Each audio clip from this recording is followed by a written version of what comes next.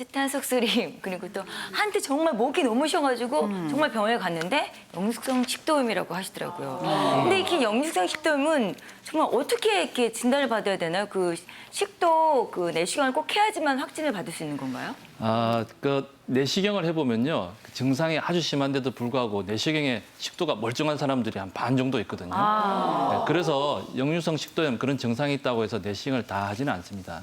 근데 내시경에 가장 중요한 거는 위암 식도암을 진단을 조기에 발견해서 치료하는데 우리나라에서 굉장히 중요하거든요. 그래서 필요하다 그러면 역류성 식도염이 아니더라도 내시경은 반드시 해야 되고요. 저 같은 경우에는 이제 내시경을 해가지고 얼마 전에 해가지고 위암이나 식도암이 전혀 없는 그런 분이다. 그러면 그 속쓰림, 위식도 역류가 의심된다 그러면 약을 줍니다. 약을 줘서 네. 위산분비 억제제를 줘서 잘 들으면 진짜로 위식도 역류일 가능성이 매우 높거든요. 그거로 진단이 되고요. 네. 치료도 되고. 그래서 꼭 먹고 알 먹고 뭐 이런 동시에 다 할 수 있는 예. 그런 방법이군요. 그렇군요. 근데 저는 오늘 본의 아니게 고백을 많이 하게 되는데 제가 몇 년 전에 또 역류성 식도염 진단을 받았어요. 건강검진을 하면서. 근데 이것도 딱히 이제 당장 아프지가 않으니까 그냥 놔두게 되더라고요. 그렇죠. 예. 근데 이걸 또 방치하면 안 되는 이유가 나중에 시간이 흘러서 정말 밥 먹기 힘들어지는 경우까지 갈 수가 있다는 얘기를 들었습니다. 이거 정말인가요, 교수님? 네,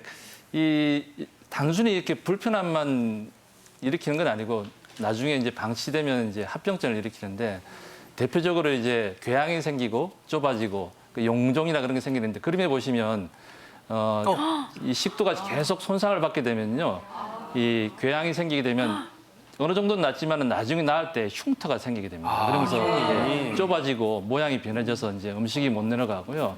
그리고 오른쪽에 보면 이제 혹처럼 이제 물론 염증성 혹이지만은 혹처럼 이렇게 저런 게 생기게 되는데 저런 경우에는 암하고 구분이 안 되기 때문에 검사도 자주 해야 되고 뭐 조직 검사도 해야 되거든요. 굉장히 네. 불편합니다. 그래서 저렇게 가지 않기 전에 잘 치료하는 게 중요할 겁니다. 그렇군요.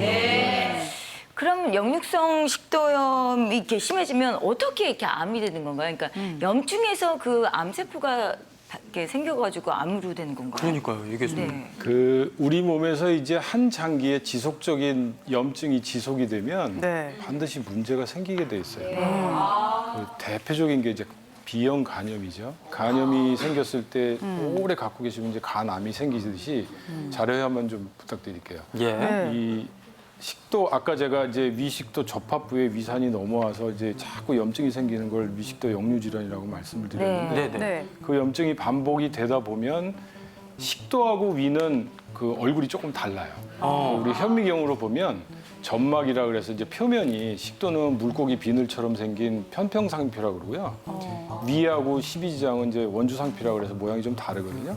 그 식도에 있는 끝자락이 네. 그 소장처럼 모양이 변하게 됩니다. 현미경으로 봤을 때요. 그래서 네. 그거를 이제 발해식도라고 그러고 발해식도가 오래 되다 보면 이형성증이나 이제 암으로 변하게 되는 거죠. 그런 거군요.